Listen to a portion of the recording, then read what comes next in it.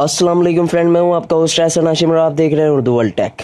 दोस्तों, इस वीडियो में हम बात करने वाले हैं एक मोबाइल फ़ोन के बारे में। जैसे कि आपने हाल ही में देखा होगा 3310 लॉन्च हुआ है। उसके बाद मोटरोला भी इस दौड़ में आगे निकल गया है, अपना पुराना फ़ोन लॉन्च करने वाला है। और वो फ़ोन कौन सा है, उसके स्पेसिफिकेशन क्या हैं, यही हम इस वीडियो में बात करने वाले हैं। दोस्तों, उससे पहले आप मेरा चैनल सब्सक्राइब कर लीजिए, क्योंकि मैं डेली आप लोगों के लिए ऐसी टेक्नोलॉजी से रिलेटेड अपडेट्स लाता रहता हूँ। तो चलें स्टार्ट करते हैं।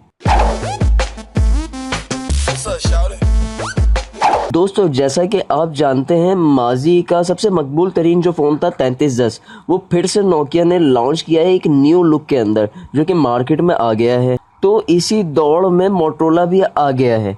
मोटरोला ने इको रेजर 2000 में लॉन्च किया था। मोटरोला का फ़ोन ये बहुत मकबूल हुआ, मगर फिर मोटरोला इस फ़ोन को बनाने में मसरूफ़ है। मोटरोला का कहना है कि ये भी रेजर फ़ोन की तरह, जैसे मोटरोला का पुराना फ़ोन था, उसी की तरह फ्लैप ओपन फ़ोन होगा। इसे बनाने वाली बरतानवी कंपनी ने मोटरोला से ये फ़ोन तैयार करने का लाइसेंस लिया है। इसमें पुराने फ़ोन के फीचर शामिल हैं, जैसे कि अलार्म, कैलकुलेटर, स्नैक गेम्स वगैरह, जो इस तरह के नॉर्मल फीचर्स होते हैं। मगर इसके अंदर फेसबुक या इंस्टाग्राम वगैरह जैसे कोई एप्लीकेशन मौजूद नहीं है।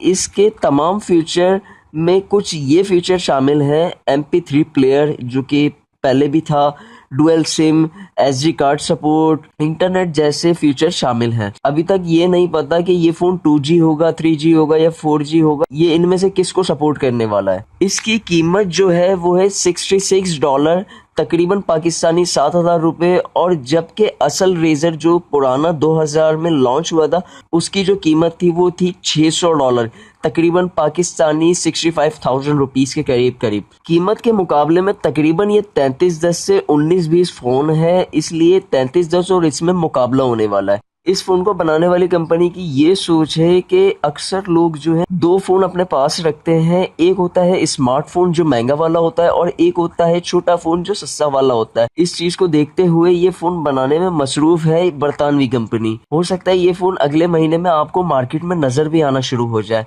मगर सोचने वाली बात यह है कि 7,000 में इससे ज़्यादा फीचर वाला फ़ोन जब हमें मिल जाता है, तो हम इस फ़ोन को क्यों लेना पसंद करेंगे।